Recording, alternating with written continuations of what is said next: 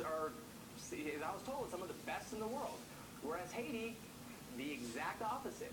And so you have a earthquake that in magnitude is 100 times stronger than the one in Haiti, and you're not going to see the same amount of damage. Now, that's not including whatever happens after that, talking about, it might be wider spread as far as, you have the tsunami, then whatever fires, that sort of thing. But as far as the structures themselves, you have... Chris, I believe we lost him, and he was just giving us an idea of how significant it is that the structures in Tokyo were built to sustain some kind of impact. But when you're talking about an 8.9 earthquake, about 2.5 hours north, obviously there's going to be some damage, but the real heart of this story is in the Miyagi prefecture, and that's where the tsunami struck. We're talking about a 13-foot tsunami that hit about 2 hours ago. You're looking at video of the people that had to run to the top of buildings to escape the flooding. And we're not talking flooding. I mean, if you go to some of the video when the actual tsunami came ashore, and you can see just how powerful it was, as experts described to us, the speed of a jet plane just powering its way onto shore and plowing through homes and cars and businesses, toppling massive boats the size of cruise ships.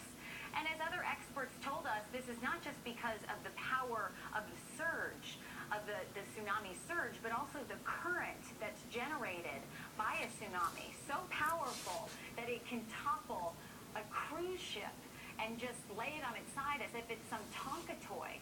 And you're seeing cars just roll through the water. And it's disturbing to watch the video because while we have not gotten information in and we have not gotten reports of the possible injuries or loss of life, you look at this video and your heart just goes out to this community, to people that have family members in this community, to people that have been there and know it, because this is not just something we're going to be talking about on a Friday morning as a news event. This is going to be something that significantly changes the landscape of that area for some time. This is the fifth worst earthquake to ever strike in the world since 1900, when this was being determined, when this started to be detected. And when you look at that video, you can tell why. You can tell why this is going to be something that changes this community. And your heart just goes out to the folks that are living there and the folks that may know people that live there. Because as you see, this is not some abandoned farmland as you would hope. This is a town with homes and people that are obviously going through a devastating time.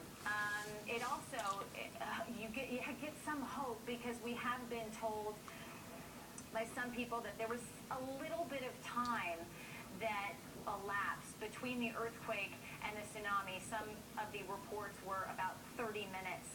And I want to bring back in Chris Warren from the Weather Channel, because Chris, this could be significant when we're talking about tsunami warnings in Hawaii and the West Coast, and just how important that time is and how essential it is for people to heed the warning of officials.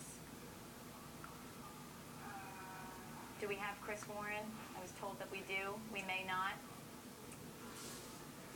Chris, I'm sorry, I believe we just got you.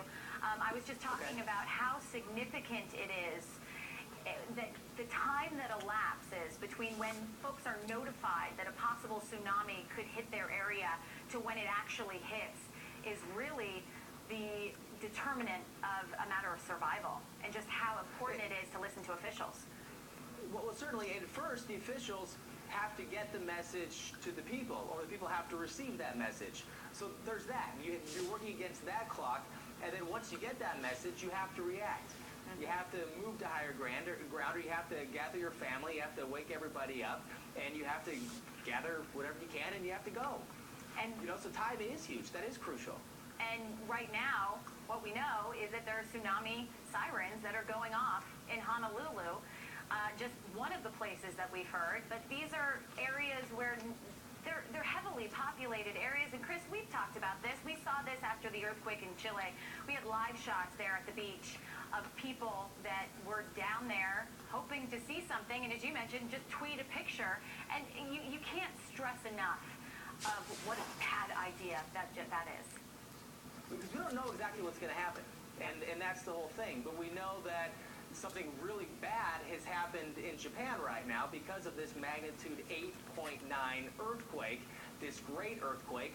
Since 1900, as you've been mentioning, there's only been 4 stronger. So this is something that we haven't seen. We don't see very often. I mean, we're talking over the past 111 years, this is the 5th strongest, only 4 stronger. So yes, if there's a tsunami warning in your area, you better listen up and you better do what your officials say.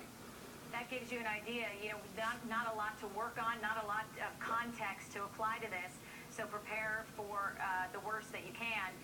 We're going to take a short break, 3:40 here on the East Coast, and it is just devastating to look at some of the pictures coming out of the Miyagi prefecture where a 13-foot tsunami has struck that area as a result of a massive 8.9 earthquake striking off the northeastern coast of Japan, the 5th largest ever recorded in the world. Stay with MSN.